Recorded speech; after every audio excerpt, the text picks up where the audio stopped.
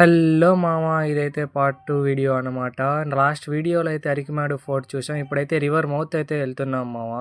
ఎంత డిఫరెన్స్ కనిపిస్తుంది చూడండి. ఈ రెండు కలుస్తాయి అనమాట, సముద్రము అండ్ ఒక రివరు. ఇక్కడ డిఫరెన్స్ కనిపిస్తుంది చూడండి మీకు. ఇంకా ఇవన్నీ తిరుక్కొని నిన్నైతే చెక్అవుట్ అయిపోయాం అనమాట. ఎందుకంటే ఆ రూమ్ లో ఫెసిలిటీస్ లేవు. ఇంకా వేరే దగ్గర అయితే చూసుకున్నాం రూము. ఇదే అనమాట లా ప్యారడైజ్ రెసిడెన్సీ అని. ఇక్కడైతే మొత్తం హైజీనిక్ గా ఉంది మామ. డబ్బులు కూడా అట్లానే ఉంది. ఇంకా లోపల అయితే ఎంటర్ అయిపోయి అనమాట. రూమ్ విషయానికి వస్తే మొత్తం హైజీనిక్ గా ఉంది మామ. భలే ఉంది రూమ్ అయితే. ఇంకా రూమ్ లో ఫ్రెష్ అప్ అయ్యి ఈవినింగ్ అయితే ఆవరావెల్లి బీచ్ కి అయితే స్టార్ట్ అయిపోయాం మామ. ఇక్కడికి రాగానే నాకైతే దిమ్మ తిరిగిపోయింది. ఇంతలా వస్తున్నాయి మామ వేవ్స్ అయితే. ఒక స్లోపుగా ఉంది బీచ్ అయితే చూడండి.